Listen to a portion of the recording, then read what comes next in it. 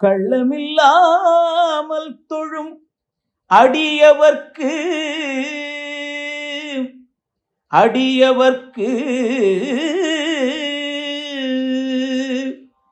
கள்ளமில்லாமல் தொழும் அடியவர்க்கு நல்ல காட்சி தந்து கந்தன் கருணை தந்து. கள்ளமில்லாமல் தொழும் அடியவர்க்கு நல்ல காட்சி தந்து கந்தன் கருணை தந்து. வள்ளி தெய்வானையுடன் அமர் சோலை, வள்ளி தெய்வானையுடன் அமர் சோலை, வண்ணமயில் விளையாடும் பழமுதிர் சோலை, மயில் விளையாடும் பழமுதிர் சோலை. முருகா அறுபடை வீடு கொண்ட திருமுருகா. ரெட்ரோ ஆன்மீகம் மீடியா அன்பர்கள் அனைவருக்கும் அடியேன் ராகவேந்திரா கார்த்திகேயனின் அன்பு வணக்கங்கள். எம்பெருமான் முருகப்பெருமானுடைய தனிப்பெரும் கருணையினாலே அறுபடை வீடுகளுடைய சிறப்பினை பற்றி ஒவ்வொரு நாளும் நாம் பார்த்து வருகிறோம். அந்த வகையிலே இன்றைக்கு 6வது படை வீடாக இருக்கக்கூடிய பழமுதிர்ச்சோலை முருகப்பெருமானுடைய சிறப்பினை பற்றி நாம் பார்க்கவிருக்கிறோம். பழமுதிர்ச்சோலை முருகன் மதுரைக்கு அருகே அழகர் மலையிலே அமர்ந்திருந்து நமக்கு அருள் காட்சி தரக்கூடிய ஒரு முருகனாக விளங்குகிறார். வள்ளி தேவயானையுடன் சேர்ந்து அருள் காட்சி தரக்கூடிய ஒரு படை வீடாக பழமுதிர்ச்சோலை விளங்குகிறது. ஒவ்வொரு படை வீடுகளுக்கும் ஒவ்வொரு சிறப்பு இருக்கிறது அல்லவா, அதையெல்லாம் நாம் பார்த்தோம். முருகப்பெருமான் ஒவ்வொரு படை வீடுகளிலும் ஒவ்வொரு விதமான திருவிளையாடல்களை மேற்கொண்டு அங்கே அமர்ந்திருந்து அதன் மூலம் நமக்கு ஒவ்வொரு விதமான அருளை, ஒவ்வொரு விதமான விஷயங்களை, நல்விஷயங்களை நமக்கு போதித்திருக்கிறார்.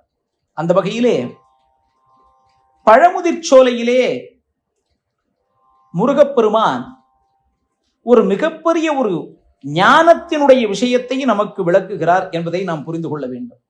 மனிதனுடைய இந்த உடலிலே இருக்கக்கூடிய அந்த சக்கரங்களிலே ஒவ்வொரு சக்கரங்களினுடைய ஒவ்வொரு மையமாக அறுபடை வீடுகள் விளங்குகிறது என்பதை நாம் பார்த்தோம். அந்த வகையிலே பழமுதிர்ச்சோலை 6வது சக்கரமாக இருக்கக்கூடிய ஆஞ்ஞை சக்கரத்தினுடைய மையமாக விளங்கக்கூடிய ஒரு இடமாக விளங்குகிறது. பழமுதிர்ச்சோலையிலே இருக்கக்கூடிய முருகப்பெருமானுடைய அருளை அவ்வை விராட்டி மிக அருமையாக பெற்றிருக்கிறார். நம்ம எல்லாருக்கும் தெரியும், சுட்ட பழம் வேண்டுமா சுடாத பழம் வேண்டுமா என்கிற அந்த கதை இருக்கிறது அல்லவா. அதிலே முருகப்பெருமானுடைய சக்தியை வியர்ந்து பார்த்த அவ்வை விராட்டி என்ன சொல்கிறார், நீ ஒரு சாதாரண மனிதனாக இருக்க முடியாது, நீ ஞானிகளுக்கெல்லாம் தலைவனாக, முனிவர்களுக்கெல்லாம் தலைவனாக, ரிஷிகளுக்கெல்லாம் தலைவனாக இருக்கக்கூடிய ஒருவனால் தான் இந்த நிலையை அடைய முடியும் என்று முருகப்பெருமானை புகழ்ந்து அவ்வை விராட்டி பாடிய ஸ்தலமாக பழமுதிர்ச்சோலை விளங்குகிறது. இந்த பழமுதிர்ச்சோலையிலே இருக்கக்கூடிய முருகப்பெருமான் நமக்கு எப்பேற்பட்ட விஷயத்தை எடுத்துரைக்கிறார் என்று சொன்னால், பாருங்கள், ஒவ்வொரு படை வீடுகளிலும் ஒவ்வொரு விதமான அனுக்கிரகம். 1ஆம் படை வீடிலே திருமண கோலத்திலே இருந்து அருளை தந்து திருமண தடைகள் இருக்கக்கூடியவர்களுக்கெல்லாம் அதை நீக்கி அப்படி ஒரு வழியை தருகிறார். 2ஆம் படை வீடிலே நம்முடைய அகங்காரம், ஆணவம், பொறாமை இவை அனைத்தையும் நீக்கி ஒரு உன்னத நிலையை அடையக்கூடிய ஒரு அருளை தருகிறார். 3ஆம் படை வீடான பழனியிலே முக்தியை அழிக்கக்கூடிய அளவிலே இருக்கக்கூடிய ஞானத்தை போதிக்கக்கூடிய ஒருவராக விளங்குகிறார். 4ஆம் படையிலே குருநாதனாக இருந்து தந்தைக்கு உபதேசம் செய்து குழந்தைகளாக இருக்கக்கூடிய நமக்கும் உபதேசம் செய்யக்கூடிய ஒரு ஞானியாக, குருவாக விளங்குகிறார்.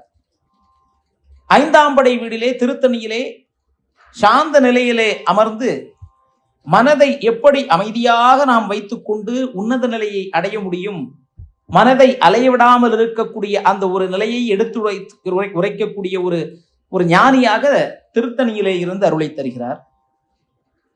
6ஆம் படை வீடாக இருக்கக்கூடிய பழமுதிர்ச்சோலையிலே முருகப்பெருமானுடைய தாற்பயம் என்னவென்று சொன்னால், வாழ்க்கையிலே ஒரு மனிதனுக்கு கல்வி, பொருள் சேர்க்கக்கூடியது, வேலை, குடும்பம், இது மட்டுமல்லாமல் இதே நிலைகளிலே மட்டும் இருந்து விடாமல் உண்மையான இறைநிலையை உணர வேண்டும் என்கிற அந்த ஒரு எண்ணத்தை போதிக்கக்கூடிய ஒரு இடமாக பழமுதிர்ச்சோலை விளங்குகிறது. பழமுதிர்ச்சோலையினுடைய சிறப்பே அதுதான். ஞானத்தினுடைய அந்த இறைவனுடைய நிலையை அடையக்கூடிய ஒரு தன்மையை விளக்கக்கூடிய ஒரு படைவீடாக பழமுதிர்ச்சோலை விளங்குகிறதா. அதனால்தான் 6வது சக்கரத்தினுடைய மையமாக அது விளங்குகிறது. ஆக்ஞையினுடைய மையமாக விளங்கி அதற்கு பிறகு நீ அடையக்கூடிய இடம் 7வது சக்கரத்தை அடைந்தால் எப்படி மனிதன் இறைநிலையை உணரலாமோ அப்படி அந்த இறைநிலையை உணர்த்தக்கூடிய ஒரு ஸ்தலமாக வாழ்க்கையிலே அனைத்தையுமே விட்டுவிட்டு எல்லா நிலைகளையும் கடந்து இறைநிலையை நீ அடையக்கூடிய ஒரு உன்னத நிலையை உணர்ந்து கொள்ள வேண்டும் என்பதை உணர்த்தக்கூடிய ஸ்தலமாக பழமுதிர்ச்சோலை விளங்குகிறது. நான் ஒவ்வொரு படை வீடுகளுடைய சிறப்பை பார்க்கும் பொழுதும் சொல்லியிருந்தேன், வாழ்க்கையிலே ஒரு மனிதன் படிப்படியாக முன்னேற வேண்டும். எடுத்தவுடனேவே 10வது படியிலே காலை வைத்து போவதல்ல வாழ்க்கை. ஒவ்வொரு நிலைகளாக நம்முடைய வாழ்க்கை உயர்ந்து கொண்டிருந்தால் அந்த வாழ்க்கையினுடைய உயர்வு என்பது நிலையாக அமைந்திருக்கும் என்பதுதான் உண்மை. ஆகையினாலே இந்த 6 படை வீடுகளிலும் ஒவ்வொரு விதமான அருளை பெற்றுக்கொண்டு வந்த நாம் பழமுதிர்ச்சோலையிலே இருக்கக்கூடிய முருகப்பெருமானை வணங்குவதன் மூலமாக எப்படி 6வது சக்கரத்தினுடைய மையமாக விளங்கக்கூடிய அந்த ஆலயம் 7வது சக்கரமாக இருக்கக்கூடிய அந்த இறை நிலையை உணரக்கூடிய ஒரு தன்மையை மனிதனுக்கு கொடுக்கிறதோ அதே போல இந்த 6 வீடுகளிலே 6வது படையாக இருக்கக்கூடிய இந்த பழமுதிர்ச்சோலை உண்மையான இறைநிலையை நீ புரிந்து கொள்ள வேண்டும் என்பதை உணர்த்தக்கூடிய ஒரு ஆலயமாக விளங்குகிறது. வள்ளுவர் சொன்னது போல பொருள் இல்லாருக்கு இவ்வுலகம் இல்லை, அருள் இல்லாருக்கு அவ்வுலகம் இல்லை என்று சொன்னார் அல்லவா. அதுபோல இந்த உலகத்திலே நீ வாழ்வதற்கான பொருட்களை எல்லாம் உனக்கு தரக்கூடிய ஒரு படை வீடாக ஒவ்வொரு படை வீடுகள் இருந்தாலும் இறுதியிலே நீ அந்த அருளாளர்கள் வாழக்கூடிய அந்த உன்னத இடத்திலே நீயும் சென்று வாழ வேண்டும் அல்லவா. அதற்கு நீ என்ன செய்ய வேண்டும்? இறைநிலையை உணர வேண்டும். ஆகையினாலே அந்த இறைநிலையை உணர்த்தக்கூடிய ஒரு வீடமாக, இறைநிலையை நமக்கு எடுத்துரைக்கக்கூடிய ஒரு படை வீடாக இந்த பழமுதிர்ச்சோலை அமர்ந்திருக்கிறது என்பதுதான் உண்மையான ஒரு விஷயம். இப்படி 6 சக்கரங்களினுடைய ஒவ்வொரு மையமாக அமைந்திருந்து இறுதியிலே அந்த இறைவனை அடையக்கூடிய ஒரு நிலையை தரக்கூடிய ஒரு தன்மையாக பழமுதிர்ச்சோலை விளங்குகிறது. ஆகையினாலே முருகப்பெருமானுடைய அறுபடை வீடாக அமைந்திருக்கக்கூடிய அந்த வீடுகளிலே 6ஆம் படை வீடான பழமுதிர்ச்சோலையிலே சென்று முருகப்பெருமானை வணங்குகின்ற காரணத்தினாலே நமக்கு இறை நிலையை உணரக்கூடிய அந்த ஒரு தன்மை கிடைக்கும் என்பது உண்மை. எனவே ஒவ்வொரு படை வீடுகளிலும் இருக்கக்கூடிய முருகப்பெருமானை வணங்கி அவனுடைய தனிப்பெரும் கருணையினை பெற்று அவனுடைய பாதார விந்தத்தில் சரணாகதி அடையக்கூடிய ஒரு நிலையை நாமெல்லாம் பெற வேண்டும் என்று உங்களை எல்லாம் அன்போடு கேட்டுக்கொண்டு